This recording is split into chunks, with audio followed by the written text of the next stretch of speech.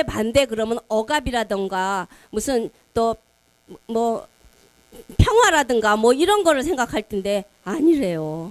자유의 반대는 바로 평등이래요. 되게 웃기죠? 예. 근데 듣고 보니까 진짜 맞는 거였어요. 우리는 요즘에 이름의 평등 때문에 속 터져 죽겠잖아요. 어떻게 사람이 진짜 태어날 때부터 평등하다고는 하지만 어떻게 다 평등할 수 있어요? 태어날 때 머리가 좋은 사람, 나쁜 사람, 부잣집에서 태어난 사람, 가난한 집에 태어난 사람, 그야말로 키 큰 사람, 작은 사람 다 있고 성격이 유한 사람, 급한 사람 이렇게 있듯이 모두가 다르기 때문에 이것은 절대로 똑같고 평등할 수가 없는 거고 그것은 그야말로 아주 다양성이 있는 자유스러운 거였어요. 그런데 우리는 지금 좌파 애들이 들고 나오는 가장 기초적인 단어가 바로 평등이잖아요. 아, 그들은 절대로 크게 자유를 얘기하지 않아요. 그러고 보니까 진짜 자유의 반대가 평등이었어요. 제가 학부모 운동을 하면서 올해로 20년째입니다. 정말 어떻게 하다 보니까 20년이 됐어요. 근데 그 20년 전 1999년이 제가 우리 아들을 고등학교에 보낸 해거든요. 그때부터 저는 좀 유난스러운 엄마였나 봐요. 왜냐? 저는 학교를 선택하고 싶었어요. 우리 옛날에 우리 여기 계시던 대부분의 분들은 다 평준화 이전 세대잖아요. 그러니까 우리들은 내 실력에 맞는 학교에 시험 보고 들어가셨죠. 대부분이. 그래서 비슷한 아이들과 경쟁하면서 정말 명문고등학교 나온 분도 굉장히 많으시고 명문은 아니었지만 그 학교에 특색이 있는 학교에 다니면서 자부심이 대단했어요. 그런 학교가 우리 평준화가 된 지 올해로 몇 년인지 아세요? 중학교 평준화가 50년입니다. 와, 기가 막히죠? 그리고 고등학교 평준화는 46년이에요. 그렇게 평준화라는 이름으로 우리 학교의 선택권을 뺏어간 겁니다. 그 평준화에 지금은 뭐 평준화 외에는 말도 못 꺼내잖아요. 그리고 지금 이번 정권에서는 평준화를 완전 평준화로 다시 만들겠다고 지금 자사고 문제가 터졌고 내일 바로 서울과 부산의 자사고 9개에 대한 지정 발표가 있을 만큼 지금 이 학교 선택에 관한 문제가 교육의 아주 중요한 문제입니다. 그렇기 때문에 오늘 이 자리는 이 교육에 대해서 얘기하기 너무 좋은 자리예요. 그러니까 우리가 46년 전에 빼앗긴 그때 그 다양한 학교들을 우리는 선택했었는데 46년 전에 고교 평준화라는 것이 도입이 되면서 학교를 무조건 근거리 학교 강제 배정제로 우리가 학교를 가게 된 겁니다. 그 평준화의 이름, 진짜 이름은 근거리 학교 강제 배정이에요. 너 니네 집에서 가까운 학교에 정해줄 테니까 가, 이거예요. 여러분, 그거 좋은 제도입니까? 아니죠. 나는 멀어도 좋아. 버스를 2번 갈아타도 좋으니까 내가 가고 싶은 학교에 갈래 하는 게 진정한 자유 아닌가요? 그런데 46년 전, 50년 전에 평준화가 도입될 때는 도입할 수밖에 없었던 시대적인 상황이었더라고요. 왜냐? 그 당시는 사립학교, 우리나라가 전쟁 이후에 나라가 너무나 가난했잖아요. 그래서 국가에서 학교를 세울 만한 돈이 없었어요. 그래서 이승만 대통령 시절에 정말 이북에서 피난 오시면서 열심히 일하셔서 자산을 모은 분들이라든가 교육에 진짜 관심 있는 분들한테 교육 입국이라는 그런 모토를 내걸고 여러분 우리나라에 학교를 세워주십시오. 그래서 정말 독지가들이 나서서 사립학교들을 만든 겁니다.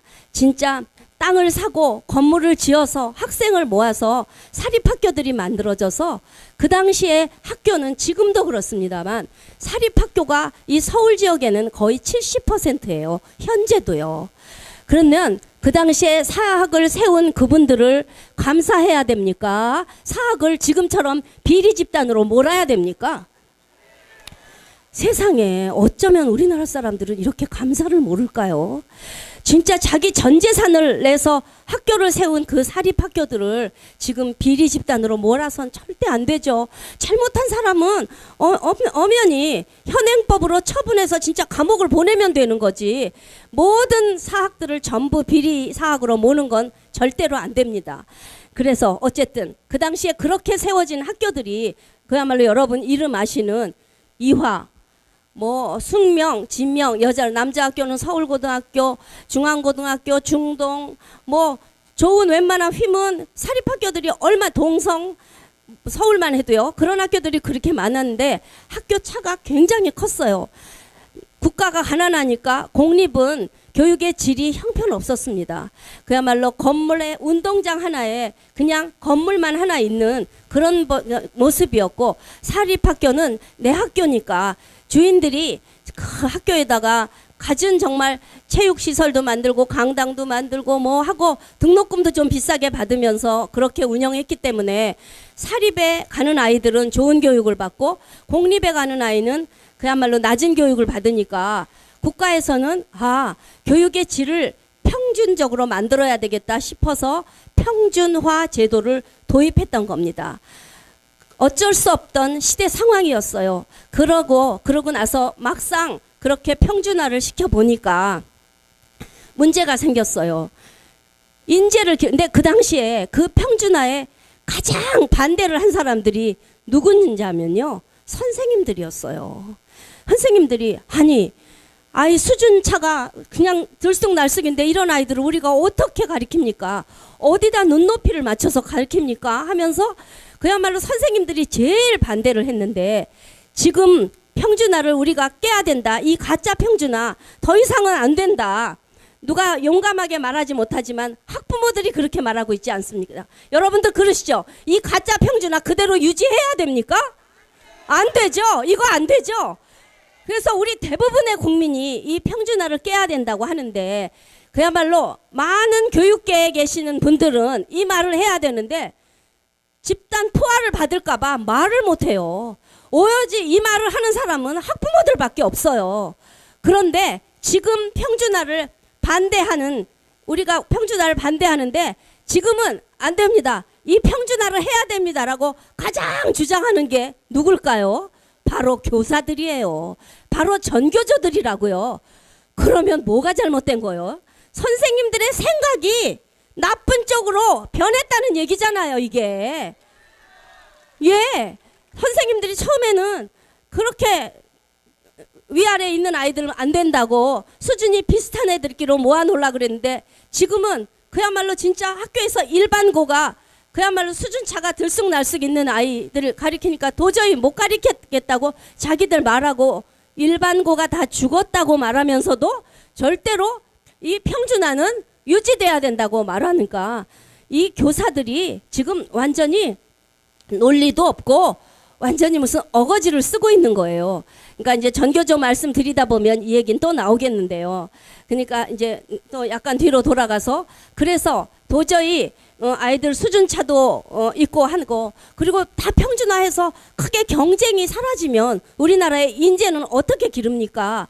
그리고 분명히 수재도 있고 천재도 있잖아요. 그런 아이들 또 과학 영재도 있고 또 예술계통의 수재도 있고 하니까 도저히 안 됩니다. 해서 처음에 맞습니다. 그러니까 그런 특수 목적 고등학교를 만들어야지 도저히 안 되겠네요. 라고 김영삼 때 만든 것이 특수 목적고 과학고등학교와 외국어 고등학교 그리고 예원 선화예고 같은 예술고등학교입니다. 그게 첫 번째 평준화에다가 뚫어놓은 구멍이에요. 그래서 이제 구멍을 뚫어서 그 당시에는 우리가 몇몇 학교밖에 없었어요. 대원외고, 대일외고 한 두세 개밖에 없었기 때문에 외고가 있는지 없는지도 몰랐어요. 그러다가 조용히 진행이 돼 왔죠. 그리고 또 과학고등학교는 서울과학고, 경기과학고 각 도에 한 개 정도 있는 도도 있고 없는 도도 있는 정도로 미미했기 때문에 좋은 학교에 대한 그런 선택 할 것이 있다는 거를 잘 몰랐어요. 그런데 그 후에 김대중 정권에 이런 그 특목고 가지고는 또 안 되겠다 싶어서 이런 그 기업이라든가 또 사학 이런 이제 어떤 법인 같은 데서 우리도 학교를 만들고 싶습니다 해서 만들어진 것이 말하자면 자립형 사립고등학교입니다. 지금 있는 자율형 사립학교하고는 다른 자사고라고 말하는 자립형 사립고등학교예요. 그것이 처음에 제일 유명한 게 민족사관고등학교죠.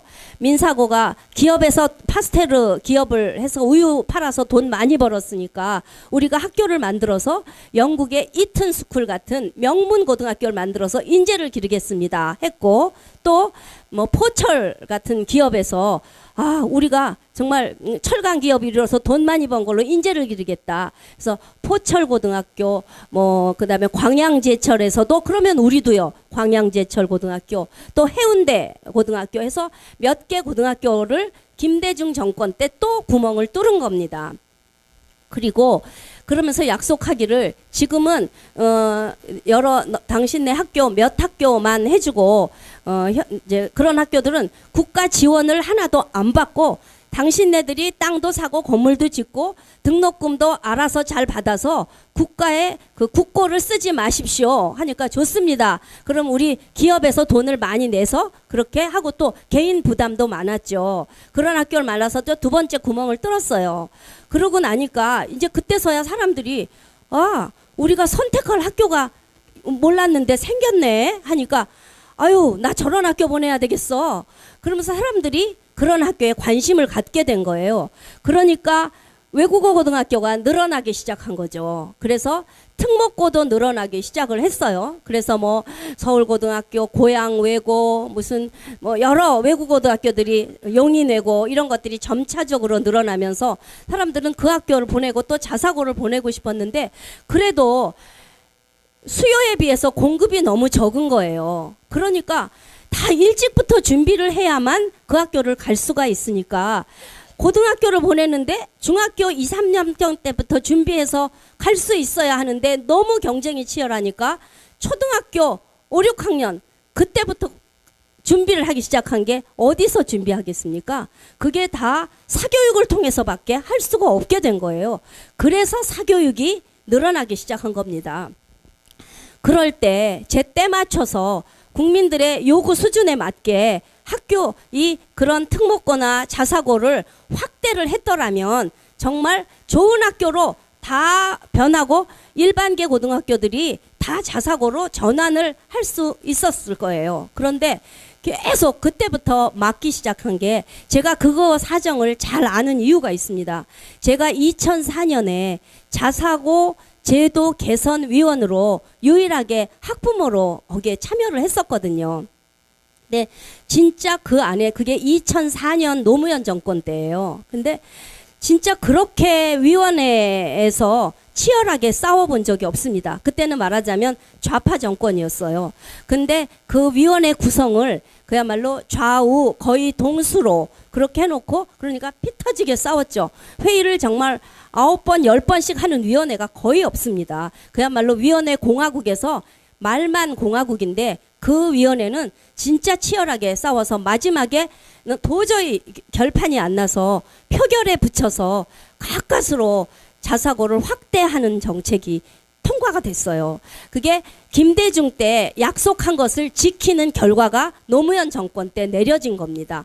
그래서 정말 얼마나 저는 기뻤는지 몰라요. 그래서 진짜 이제 정말 우리 아이들의 좋은 학교가 많이 늘어나겠구나 생각했는데, 내일 모레 발표하기로 되어 있는데 갑자기 내일 모레 발표가 딱 되는데 뉴스에서 이 자사고를 확대를 안 하기로 결정했다고 발표를 하는 거예요. 그래서 세상에 엊그저께 회의에서 그야말로 진짜 막 같이 브라보까지 하고 저녁까지 먹고 헤어졌는데 기가 막혀가지고 교육부에 전화를 걸었어요. 그 당시에 국장한테, 국장님 이게 어떻게 된 겁니까? 그랬더니 죄송합니다. 이게 청와대에 올렸는데 청와대에서 부결이 됐습니다. 이렇게 말을 하는 거예요. 그래서 이게 무슨 말이냐고. 근데 나중에 알고 봤더니, 그 당시에는 몰랐어요. 알고 봤더니 그 당시에 청와대 노무현 대통령 꼭대기에 전교조가 있었던 겁니다. 그 당시에 지금은 뭐 청와대에 교육문화수석이 있고 무슨 수석이 있고 이런 거 우리도 되게 유식해졌죠. 그때 처음 들어봤어요. 교육문화수석이라는 자리가 있는데 그 자리에 김진경이라는 교육문화수석이 그것을 반대했다는 거예요. 몇 달 후에 물어 알게 된 건데요. 근데 그 김진경이라는 사람이 전교조 평교사 출신이었어요. 그런데 청와대에 들어가서 진짜 대통령이 이것은 자사고를 확대해야 된다고 그것을 안건에 붙이게 약속을 지키려고 했는데 그것이 전교조로 인해서 무산이 됐던 것이 그때부터 전교조는 이미 우리나라의 정권 위에 있는 집단이었습니다. 그런데 여러분께 기가 막힌 이야기를 해드릴게요. 그 김진경이가 2004년도에 청와대에 있던 김진경이가 지금 어디 있느냐입니다. 그 김진경이 지금 몇 정권을 지나왔잖아요. 노무현 지나 이명박, 박근혜, 문재인 정권입니다. 문재인 정권에 와서 지금 여러분 국가교육회의라는 거 만든다는 얘기 신문에서 많이 보시지 않았어요? 국가교육회의를 만들어서 모든 교육정책은 교육부에서 정하지 않고 국가교육회의라는 걸 만들어서 각계 인사들이 교육에 전부 참여해서 국가의 교육 미래를 결정한다는 거 겉으로 볼 때 얼마나 훌륭합니까? 멋있잖아요. 그런데 그 국가교육회의의 구성원은 전부 다 좌파입니다. 정말 옛날에 노무현 때는 그야말로 좌우 동수 뭐 전교조 그럼 교총 이쪽에 참교육 학부모회 그러면 제가 있던 인간교육실현 학부모였는데 이렇게 좌우 그야말로 구색은 맞췄었어요. 그리고 그 안에서 피 터지게 싸우는 경우는 별로 없었어요. 대부분이 자기들로 끌고 가긴 했어요. 그렇지만 구색은 맞췄는데 이번에 국가교육회의라는 것은 100% 좌파로 짜여져 있는데 거기 국가교육회의의 의장이 바로 김진경입니다. 기가 막힙니다. 그러니까요. 우리나라 교육은 지금 제가 오늘 이 책을 여러분께 보여드리려고 가져왔습니다. 이것은 거의 제가 피로 쓴 책입니다. 책이 아닙니다. 그동안 저는 20년 동안 그리고 또 제가 공교육 살리기 학부모연합을 만든 지는 10년이 됐는데요. 그 10년 동안에 성명을 쓴 게 거의 700편에서 800편 정도 됩니다. 그 중에 5년 됐을 때 여기 한 100편 이상을 묶어서 책으로 묶어낸 건데 제목이 엄마들의 공교육 살리기 아우성입니다. 진짜 아우성을 쳤습니다. 근데 그 아우성은 뭐였냐 하면 교육부에서 발표되는 정책이 이거 아니에요. 자사고 이거 확대해야 돼요. 이거 반대. 교원평가 이거 해야 된다. 교원평가 걔네들은 반대잖아요. 전교조 교육정책에 반대. 뭐든지 전교조가 하는 교육정책이 나오면 반대합니다. 안 됩니다.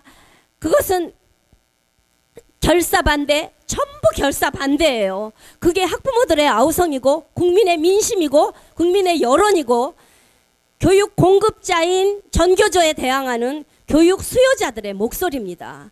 그런데 그렇게 반대해서 나는 내가 한 일이 뭐지 도대체. 이 책을 만들 때 제가 그런 생각이 들었어요. 도대체 나는 왜 반대만 하는 사람이지?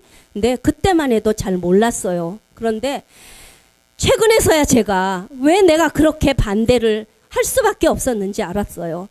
우리의 옛날의 교육은 그야말로 박정희 대통령 때 비록 평준화는 했었지만 시기적으로 그거는 역할을 한 거였고 그게 잘못돼서 시행한 지 거의 한 20년 즈음 부렴부터 아까 말씀드린 대로 구멍을 뚫기 시작했고 구멍이 계속 뚫다 보면 어떻게 돼요? 그 벽이 허물어지는 거잖아요. 곧 허물어지면 우리는 평준화가 아닌 그야말로 학교 선택권을 되찾는 그런 시절이 오는 거죠. 그런데 계속 이게 그렇게 반대를 했는데 그렇다는 것은 무너지기 전이 좋은 상태인 거잖아요. 그런데 내가 계속 반대를 했던 것은 그 당시의 교육은 자유민주주의 교육이었던 것이고, 지금 20년 전에 그렇게 안 돼요, 안 돼요, 반대야, 결사반대한 지금의 교육은 사회주의 교육이 완성되는 겁니다. 무서운 일입니다. 이것은 우리가 자유민주주의 국가에 살고 있지 우리가 사회주의 국가에 살고 있습니까? 아니잖아요.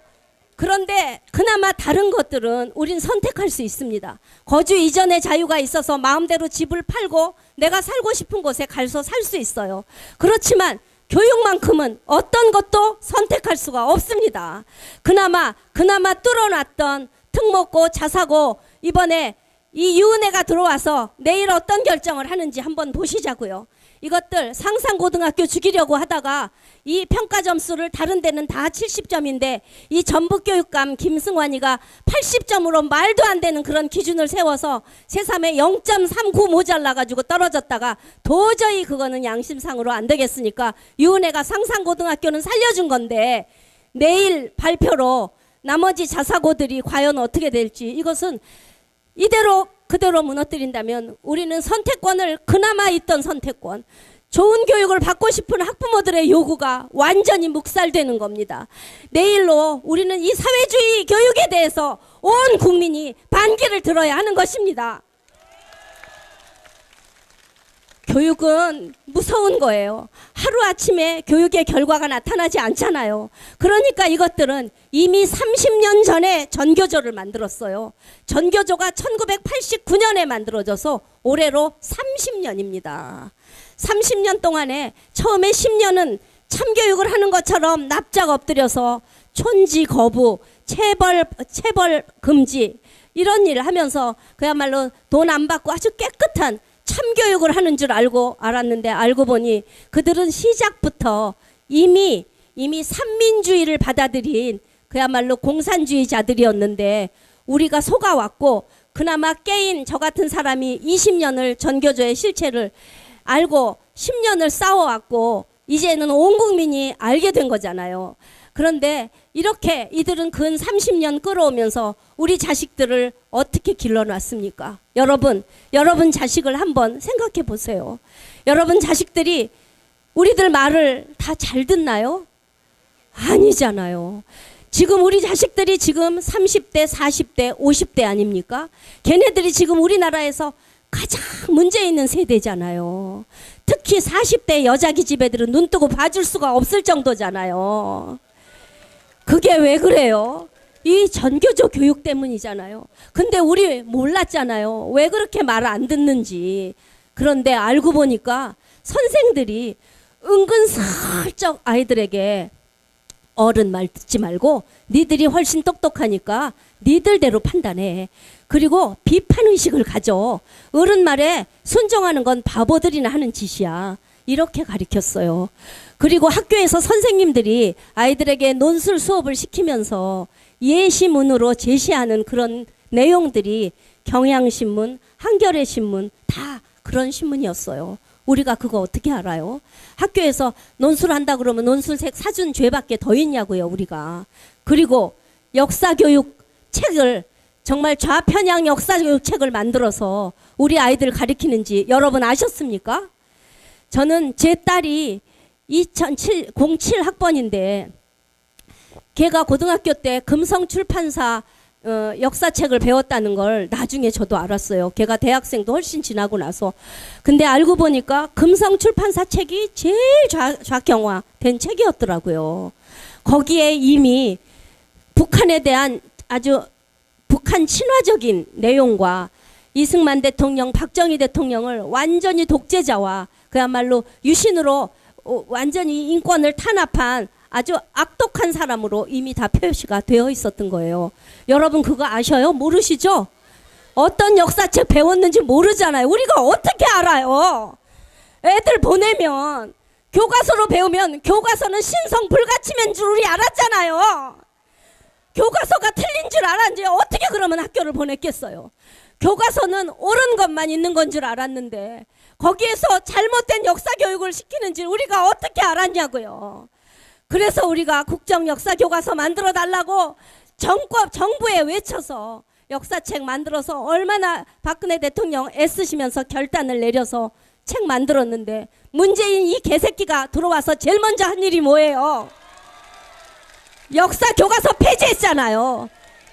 그리고 국정역사교과서 만들려고 애쓴 그 교육부 공무원들 진짜 저랑도 수도 없이 만나고 진짜 우리가 원하는 만큼은 아니지만 그래도 아주 균형 잡힌 교과서를 만들려고 애쓴 그 사람들을 다 좌천시켜 버렸더니 이게 나라에서 있을 수 없는 일이 일어난 겁니다. 이렇다면 앞으로 공무원들이 어떻게 소신을 가지고 올바른 일을 추진할 수 있겠어요? 우리는 진짜 항상 우리의 결론이겠죠. 문재인 정권을 하루빨리 끌어내리는 것밖에 답은 없습니다. 그래서 그건 또 나중에 결론에서 나오기로 하고요. 그러니까 하여튼 그렇게 돼서 우리 아이들이 교과서, 나쁜 교과서 이렇게 다 배워서 진짜 삐딱한 아이들로 자라서 이렇게 교육은 우리가 모르는 속에서 아이들이 벌겋게 물이 들어서 지금 이렇게 우리 말을 안 듣는 아이들이 돼서 우리들은 지금 자식과 소통도 못하고 그나마 다 큰 자식을 두드려 팰 수도 없고 그야말로 진짜 안 보는 게 수다 하고 말을 안 하잖아요. 근데 이래서는 절대로 안 되는 겁니다. 우리나라가 진짜 잘못된 거예요. 이거는 저는 최근에 유대인의 3대 교육이라는 것을 공부했는데 그거 보고 진짜 깨달은 바가 너무 많아요. 그리고 우리는 반드시 그거를 찾아야 합니다. 유대인들이 지금 세계에서 가장 우수한 민족으로 그야말로 노벨상을 휩쓰는 그리고 전 세계의 부의 대부분을 차지하고 있는 그런 민족이 된 데는 3대 교육이라는 것이 있더라고요.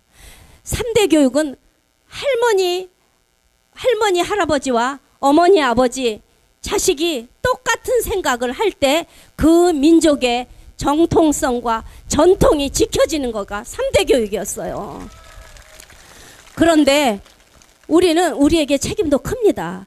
그러면 걔네는 이렇게 했더라고요. 할머니, 할아버지는 오래 산 삶의 지혜가 있고 그야말로 경륜이 있고 역사를 알지 않습니까? 그러니까 손주, 손녀들을 앉혀놓고 옛날 이야기, 역사 이야기를 해준 거예요. 그러면서 그들은 할머니, 할아버지가 아닌 엄마, 아버지, 지금 아이를 낳은 젊은 엄마 부부들은 너희들은 미성숙한 어른이라고 가리켰어요. 너희들은 지금 자라나는 아이들이야. 그리고 한참 일할 나이야. 그러니까 너희들은 열심히 직장에 나가서 일하고 살림하고 그야말로 가정주부는 밥하고 음식하고 빨래하고 열심히 일하고 아이들은 내가 길러주마 하면서 할머니, 우리의 옛날에 대가족 제도에서 우리 할머니, 할아버지 손에서 컸듯이 그렇게 옛날 이야기를 들으면서 먹고 또 특히 음식에 있어서 얘네들은 같이 할머니와 손주가 어디를 갔을 때 누가 먹고 싶은 음식을 먹느냐 하면 반드시 할머니, 할아버지에게 우선권이 있다는 거예요. 그래서 할머니, 할아버지가 먹는 음식을 손주, 손녀가 먹을 수 있을 때 음식은 문화 아닙니까? 그 문화가 전수된다는 거예요. 그런데 우리는 할머니, 할아버지들이 손주가 먹자 그러면 그래 먹기 싫어도 피자 먹자 그러면 피자 먹고 또 같이 가지도 않고 네 자식은 니들이 길러라 하면서 그 미성숙한 내 자식들한테 손주 손녀를 맡겨놓은 건데 미성숙한 애들이 기른 우리 아이들이 지금의 10대 내지는 어린 아이들인데 우리 어떡할 겁니까? 지금이라도 자식한테 너희들은 미성숙한 아이들이라고 우리가 말해야 합니다. 정말 이게 저는 사회적인 캠페인이 돼야 된다고 생각해요. 자, 그리고 우리가 노인 되면 힘드니까 정말 그야말로 그런 말이 있어. 아기 나면 사돈끼리 아이고 수고하시겠습니다 하고 외할머니, 친할머니가 서로 아기 안 보겠다고 하는 게 무슨 마치 유머가 된 것처럼 안 보는 게 순데 그게 아닙니다. 우리 할머니, 할아버지 돼서 아직은 젊잖아요. 또 손주들 어느 만큼 길러주고도 또 우리에게 인간 수명이 100세까지 됐으니까 더 놀 날 있으니까 우리가 아이를 어느 만큼은 잘 길러줘야 되겠다는 그런 정말 나의 사명과 의무라는 생각도 해야 되니까 우리가 전 세대가 공부를 해야 되겠어요. 그러니까 진짜 유대인의 우리가 3대 교육이 먼 데 있지만 가까이 그것을 연구하신 분이 계셔요. 그분 때문에 저도 알게 된 거고, 우리들이 그런 걸 통해서 우리의 미성숙한 자식들에게, 얘야 나도 여태까지 나는 이제 우리 손주 교육에서 손을 떼고 너에게 다 맡겨놓으려 그랬는데 알고 보니 그게 아니더라. 너희 바쁜데 너희들 직장 나가면 니네들 어린이집 보내고 유치원만 보내면 거기서 만약에 나쁜 교육 시키면, 지금 현재 거기를 파고들었잖아요. 지금 유치원에서 나쁜 성교육을 시키고 있잖아요. 동성애가 나쁜 게 아니라는 교육을 유초 중 고등학교에서 시키고 있잖아요. 이게 되는 일입니까? 안 된다. 그런 교육 안 되니까 가능하면 어린이집 늦게 보내자. 내가 어린이집 보낼 나이, 유치원 보낼 때까지 4, 5살 될 때까지는 내가 좀 도와주마 라고 말을 하면서, 내가 도와준다고 말을 하면서 자식에게 말을 해야 먹히지 않겠습니까? 그러니까 우리 자신부터 내가 무엇을 할 것인가 생각하고 자식들에게 얘기를 하면서, 나는 정말 너를 학교 보내면 그저 공부만 잘하라고 한 내가 잘못이다. 공부만 잘할 것이 아니라 국가에 대한 정말 애국심, 그리고 박정희, 이승만에 대한 그런 걸 너한테 제대로 가르치지 못했다. 근데 사실 나도 잘 몰랐다. 우리도 이승만에 대해서 배운 적이 없다. 왜냐? 우리도 이승만에 대한 역사적 평가가 안 될 거 몰랐고, 저만 해도 전혀 몰랐습니다. 그렇지만 박정희 대통령은 우리가 살아오면서 그분이 얼마나 많은 일을 하셨는가, 그걸 우리가 몸으로 체험했기 때문에, 뭐 박정희 대통령이 위신 때문에 독재를 했다고?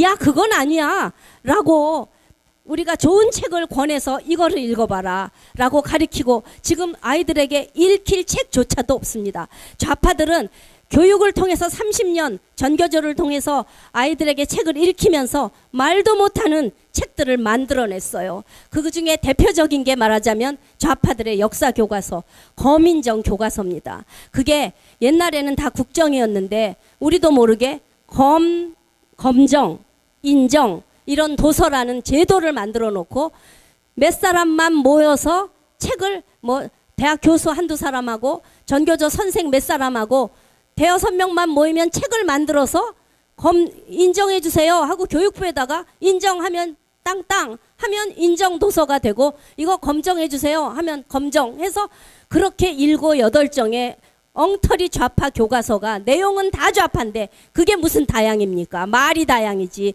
정말 다양하다는 것은 교학사 교과서 같은 우파 성향의 교과서를 인정하는 것이 다양한 거 아닙니까? 그렇게 엉터리로 지금 됐다는 거 나도 몰랐는데 이제 깨닫게 돼서, 나 이제 너희들에게 제대로 학교만 보내놓고 너의 교육을 책임지지 못한 나도 큰 문제가 있었다. 그러니까 이제 우리 이 교육의 결과가 우리 둘이 이렇게 소통을 못하는 사이가 됐구나. 우리 너무 이거 가슴 아픈데 이 문제 해결해야 되지 않겠니? 그리고 너 네 자식 정말 잘 기르고 싶잖아. 그러면 할머니 할아버지가 정말 도움이 되는 사람이다. 그런 이야기를 우리가 자식들하고 해야 되겠습니다. 여러분 그렇지 않습니까?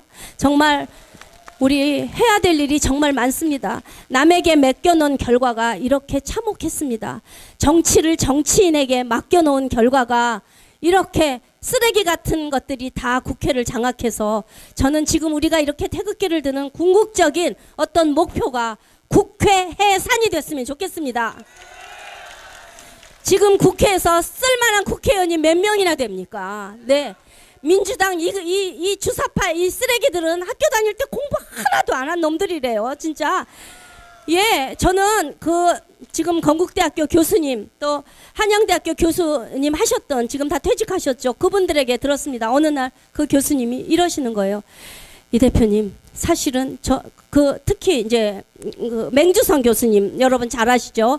그 한양대학교 재학 때 임종석이 다니던 한양대학교에 그 당시에 교무처장을 하셨던 맹주성 선생님이, 임종석이가 청와대 들어가자마자 너 같은 애가 청와대 들어가니까 정말 걱정이다. 너 잘해라 라고 야단 치신 거 아시죠? 그 교수님하고 또 건국대학교 교수님한테 들었는데 이런 말씀을 하시는 거예요. 이 대표님, 정말 죽을 죄를 우리들이 졌습니다. 이 주사파 얘네들이 이 청와대를 장악하게 된 데는 모든 책임이 우리들에게 있습니다. 이렇게 말씀하셨어요. 왜냐? 왜요? 교수님들 그렇게까지는요? 그랬더니 아닙니다. 사실 그 당시에 학생 운동이 말도 못했잖아요. 각 학교마다 한 총련이 만들어져서 맨날 데모가 일색일 때 얘네들이 거의 지방에서 온 아이들이 학생회를 전부 장악을 했대요. 그러니까 얘네들은 시골에서 돈이 조금밖에 안 오니까 뭐 용돈도 부족하고 하니까 학교의 학생회실에서 먹고 자고 하는데 여차하면 학교에서 요만한 빌미를 잡아서 데모를 했대요. 데모를 하면 처음에는 성적 얘기부터 할게요. 도대체 이놈 자식들이 수업에 한 번도 안 들었답니다. 1시간도 안 들어왔대요. 이게 믿어지세요? 근데 어떻게 졸업을 했어요? 그러니까 그게 우리들 책임이죠. 근데 너무 안 나오니까 전부 F를 주셨대요. 다 F를 주니까 나중에 교무처에서 전화가 와서 교수님 이거 좀 그냥 D라도 달라고 그러더래서 아니 수업이 한 번도 안 들었는데 어떻게 내가 F를 줍니까? 그러니까 빨리 승진 그러니까 올려가지고 졸업시켜야 되지 않겠습니까? 얘네들 더 이상은 안 되니까 빨리 졸업시킵시다. 그러니까 그냥 학점 줘가지고 해를 넘겨가지고 빨리 졸업시키자 그래서 할 수 없이 D로 고쳐주셨대요.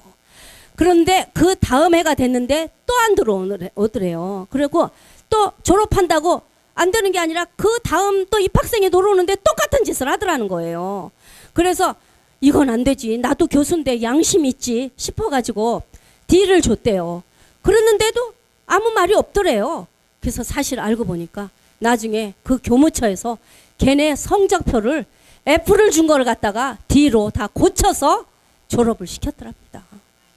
그러니까 이 자식들은 4년 내내 어떤 대학 공부도 안 해서 얘네들은 고졸 수준이랍니다. 정말이래요. 이게 정말이래요. 그분이 내놓고 밖에서 말씀 못 하십니다. 그래서 제가 지금 이름을 말씀 못 드리는 겁니다. 그러면서 우리들이 그 당시에 죽을 죄를 졌다고. 사실 우리들이 이 일을 이렇게까지 될 줄 몰랐고 그나마 운동권에서 졸업하면 그래도 그냥 어디 가서 밥은 벌어먹고 살 줄 알았는데 이것들은 평생 그 당시에 그리고 아까 돈 얘기요. 그러니까 돈이 모자르니까 여차하면 학교에서 막 학교 현관 점거해가지고 무슨 뭐 인상해라 학생 회비 인상해라 데모하니까 걔네들 그럼 학교에 수업 지장이 있으니까 걔네들 입 막으려고 학생회에다가 계속 돈을 줬다는 거예요. 한 번 싸우면은 몇백만 원 더 주고 또 싸우면 또 주고 그러니까 그냥 얘네들이 우리가 싸우기만 하면 돈이 생겨. 남의 거 뺏을 때는 투쟁밖에 없구나. 걔네들은 그때부터 습이 된 겁니다. 그래서 얘네들이 지금 하는 짓이 이미 20대 때 습이 돼버린 거예요. 그냥 남의 걸 뜯으면서 뜯어 먹으면서 살아온 아이들인 거예요. 그러니까 정말 진짜 대학이 책임져야 되는 일이더라고요, 이게. 근데 지금 그 사람들 다 뭐 정년 퇴직하고 물러갔는데 어떻게 하겠습니까?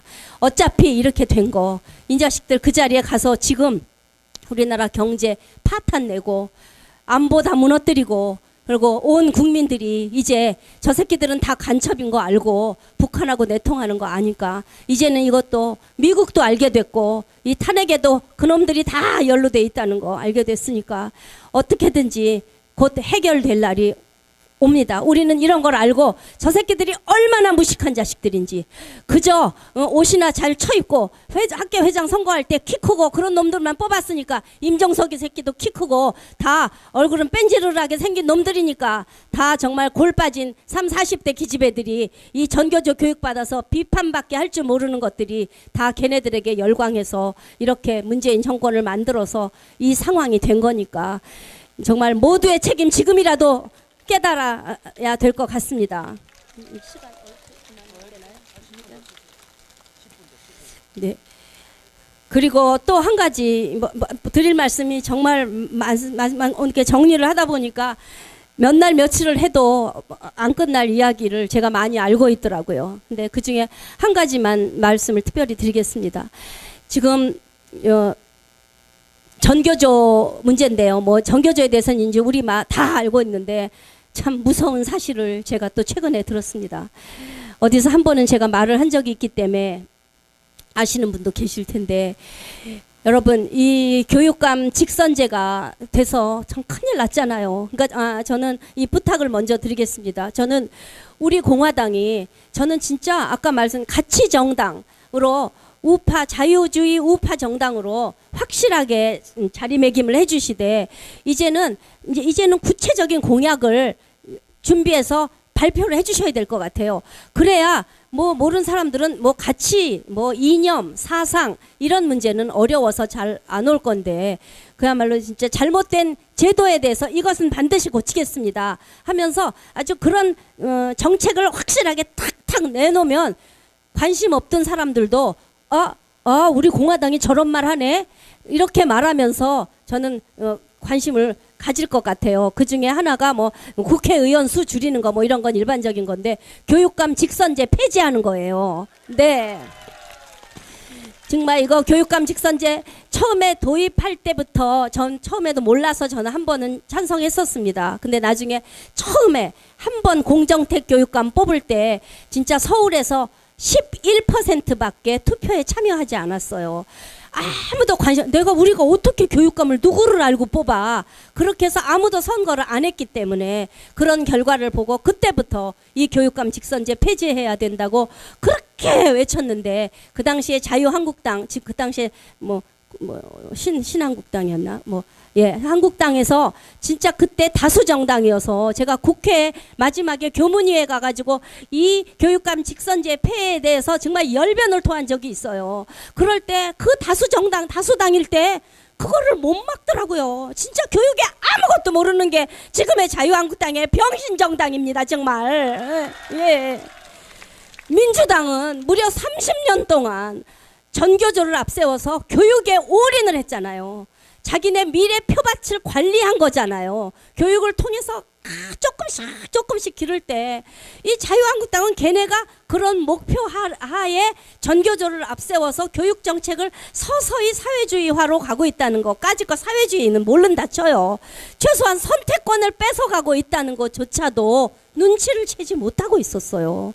근데 얘네들은 민주당은요 교육에 다 전문가들이에요. 막 삼선 또 재선에서 떨어지잖아요. 떨어지면 4년 동안 막 시의원에 심부름을 하고 돌아다녀요. 그러고서 열심히 노력하면 그 다음에 공천을 해줘가지고 다시 또 교육위원이 되니까 그 사람은 3선이지만 4선 몫을 하는 거잖아요. 얼마나 4선이면 16년을 교육에 알고 있는데 어떤 걸 모르겠어요. 근데 이 자유한국당은 전부 초선이에요. 그냥 아무것도 모르는 사람을 갖다 앉혀놓으니까 교육의 역사를 알아야 뭐가 그게 이게 사회주의 정책이다. 이거 우리의 사유재산권을 뺏는 거다. 이거 이런 아무것도 모르는 이런 정당이 지금이라고 나아졌냐고요. 나아진 거 하나도 없잖아요, 정말. 그러니까 저는 우리 공화당이 저는 교육을 가장 앞으로 내세우는 교육 정당으로 기치를 세우면 나는 반드시 승리한다고 생각합니다. 전 국민이 학부모잖아요. 그리고 제가 제일 여러분께 강조하는 말입니다. 한 번 학부모는 영원한 학부모입니다. 맞죠? 우리가 다 내 자식이 학교 졸업하면 우리 애가 졸업했으니까 나는 학부모 아니야 라고 했기 때문에 교육이 이렇게 망가진 겁니다. 그런데 그렇습니까? 내 자식이 금방 결혼해서 애기 나면 우리가 할머니 할아버지가 되면 걔네들 대신에 학교 회의에도 가야 되고 뭐든지 알아야 되고 교과서도 들춰봐야 되잖아요. 그러면 우리가 학부모 노릇을 졸업한 겁니까? 졸업할 수 없잖아요. 그러면 전 국민의 2천만 3천만이 학부모잖아요. 그럼 우리처럼 큰 세력이 어딨어요?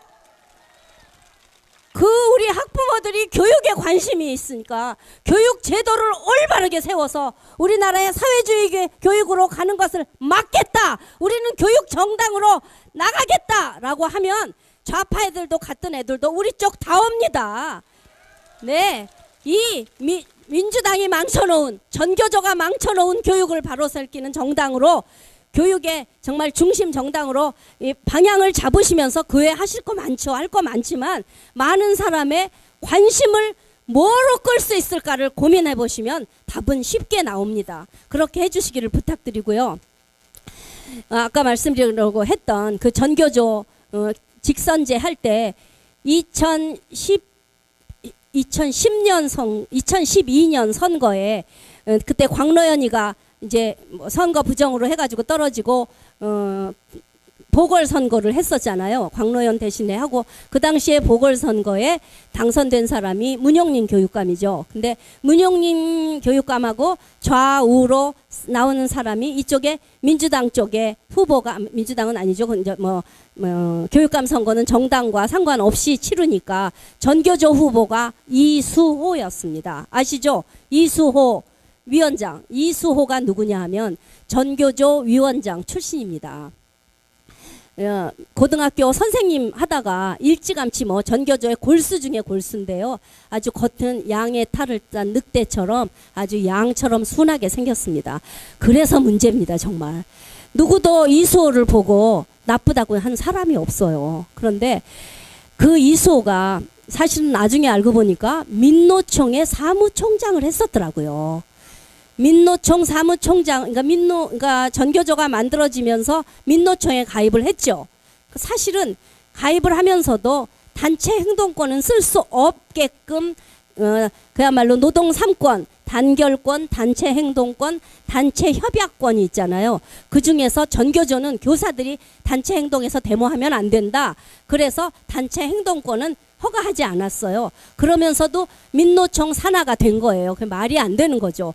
같이 공유하지 못하는데 한 민노총 산하에 가입할 수 있게 했다는 것 자체가 이건 말이 안 되는 거예요. 근데 어쨌든 누가 했는지 그렇게 했어요.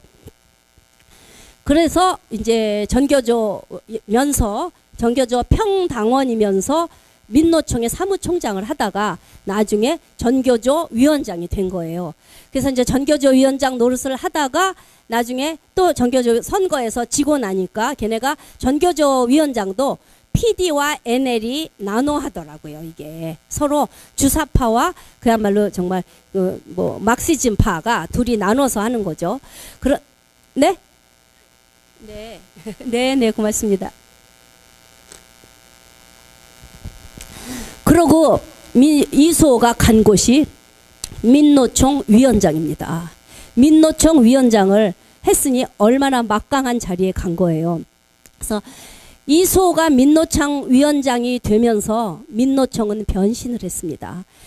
민노총이 그때까지는 어떤 위원장이래 봐야 금속노조, 화물노조, 화물연대, 방송노조 이런 사람들이었는데 그렇게 유능한 사람이 노조에 들진 않잖아요. 왜냐하면 고위직에 있는 사람들은 노조에 못 들게 되어 있으니까. 그런데 이수호가 민노총 위원장이 되면서 민노총 지도부가 모두가 다 전교조로 도배가 된 겁니다.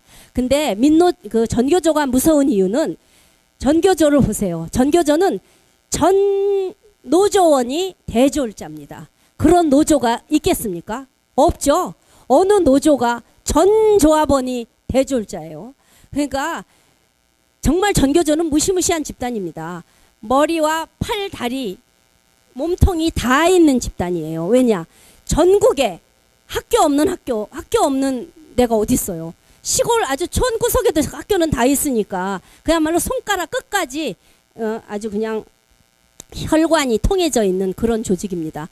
그러면서 그 민노총의 수뇌부를 전교조가 장악하기 시작하면서 투쟁성이 강화되고 모든 그 정책이 더 강경 일변도로 가게 된 겁니다. 그랬는데 이제 그 힘을 얻고 나중에 이수호가 전교조 교육감 후보로 민주진영 단일 후보로 나온 건데 걔는 그 당시에 반드시 이긴다고 장담했습니다만 그 당시에 처음으로 우파 후보 단일화를 이뤄서 문용린 교육감이 당선이 되는 바람에 걔가 이제 낭떠러지로 굴러 떨어졌어요. 그래서 저는 거기서 이수호는 사라진 줄 알았습니다. 그런데 여러분 참 아까 그 김진경 같은 그 전교조 개새끼가 지금 우리나라 교육의 제일 꼭대기에 있어 그것도 기가 막힌데 지금 이수호가 어디 있는지를 아신다면 또 한 번 기가 막힐 일입니다. 지금 저도 아무도 몰랐습니다. 이수호가 거기에 있는지. 이수호가 지금 청와대에 있답니다. 그것도 청와대 지난번에 이게 제가 미국에서 오신 80세 넘으신 그야말로 정보원한테 들은 이야기입니다. 그분이 자기도 몰랐고 이수호가 누군지도 몰랐는데 우리끼리 같이 밥을 먹다가 세상에 내가 여기 와서 우리나라 국정원에 누구를 만나서 그러면 그 당시가 언제냐면 그 평창 올림픽 준비 그때였어요. 그럼 평창 올림픽 때 그 준비하러 누군가 청와대에서 북한하고 제일 활발하게 교류하고 이것을 연락하는 사람이 누구냐? 임종석이는 그나마 비서실장이니까 드러내놓고 할 수는 없잖아요. 우리는 임종석을 계속 공격하고 있었지만 그래서 그분이 물어봤대요. 그랬더니 이수호라고 그러더라는 거예요. 그래서 그분은 이수호라는 말을 들었지만 모르는 거예요. 미국에 살면서 북한을 여러 번 갔다 온 사람인데 그래서 누구한테 물어봐야 돼. 그래서 난 누구야? 그랬더니 제가 이수호요? 그러니까 나보고 이수호를 아십니까? 그러시는 거예요. 그래서 네, 전교조 위원장 출신 이수호요? 이수호가 지금 북한을 그렇게 드나든다고요? 그랬더니 나하고 따로 만납시다. 여기 있는 데서 얘기하기 어려우니. 그래서 그 후에 만나서 자세하게 이야기를 해주시는 거예요. 그러면서 정말 전교조는 그런 조직입니다. 북한을 제집 드나들듯이 드나들면서 내통하는 조직이고요. 사실 제가 전교조한테 고발을 당해서 승소했습니다. 제가 무혐의 받았는데 제가 고발을 고발을 당했는데 저를 고발한 사람이 누구냐면 몇 년 전이에요. 그게 이미 5년 전에 전교조 수석 부위원장을 한 여자예요. 박미자라는 여자. 그 여자가 나중에 제가 그때 통일위원장이니까 아이들의 통일 교재를 만들어서 통일 교육을 시키는 여자예요. 그러니까 우리 아이들이 다 그 통일 교육 받고 있는 거예요. 그 교재가 정말 완전히 북한 교과서 같은 교재를 만든 거예요. 그래서 이런 미친년이 다 있나 하면서 내가 막 공격을 하고 집회를 하면서 찾아봤더니 그 여자가 그 당시에 북한을 42번을 갔다 온 거예요. 여자가요. 그러니까 전교조 교사들을 평교사인데 42번 수석부위원장이니까 평교사는 아니네요. 42번을 갔으면 이수호는 얼마나 많이 갔다 왔을까요? 이 지도부는 뭐 남북 교육협력기구 해가지고 수시로 가는 거예요. 거기 가서 남자들은 어떤 일을 당했을지는 여러분들 이미 우리는 다 짐작하고 있죠. 저는 여자도 그랬지 않았을까 생각했습니다. 그래서 그런 거를 글로 쓰고 성명을 했더니 저를 명예훼손으로 고발을 했는데 결국 제가 이겼습니다. 그리고 이제 무혐의 받았죠. 42번 갔다 온 게 사실이니까요. 그러니까 지금 이 전교조에서 파생된 사람들의 종북 행위는 이루 말할 수가 없습니다. 그 사람들이 우리 아이들을 가리킨다는 거 생각하면 끔찍한 일입니다.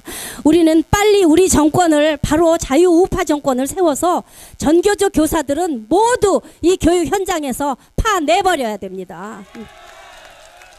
그게 어려울 수 있지만 반드시 해야 됩니다. 우린 죽기 살기로 지금 현재 거의 4만 5천 명이나 되는 전교조가 있습니다. 기회는 줘야겠죠. 지금 전체 교사가 45만 정도 되는데 지금 10% 됩니다. 그렇지만 기회를 줘야겠죠. 전교조에서 탈퇴해. 이미 뻘겋게 물든 것들이지만 그래도 지 먹고 살라고 나중에 허튼 소리 하면 니네들 그때는 그 철밥통 어림없어? 라는 약속 문서를 써야겠죠. 그러면 그런 사람들을 빼놓고 나면 골수분자들만 남을 겁니다.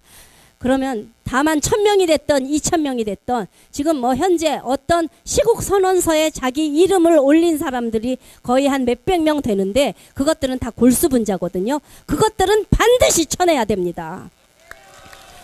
그래야 나머지 선생도 눈치 보고 슬슬 핑크빛 물을 빼겠죠. 그러니까 우리가 해야 될 일은 정말 많고 지금 청와대에 있는 그 이수호 전교조가 지금 얼만큼 중요한 위치에 있는지 우리가 내일 발표될 자사고 정책 이거 진짜 이런 우리가 무상급식 때문에 너무 골머리를 앓고 이번에 비정규직 종사자들이 자기들 합법화시키고 정규직으로 만들어달라고 하는 이 싸움의 뒤에도 지금 청와대 이수호가 깊이 개입돼 있고 모든 정책에 너무나 깊이 뿌리내리고 있기 때문에 우리는 이 정권을 끌어내리는 것 외에는 답이 없으니까 죽기 살기로 그 목표를 향해서 함께 나아가시기 바랍니다. 이상입니다. 감사합니다.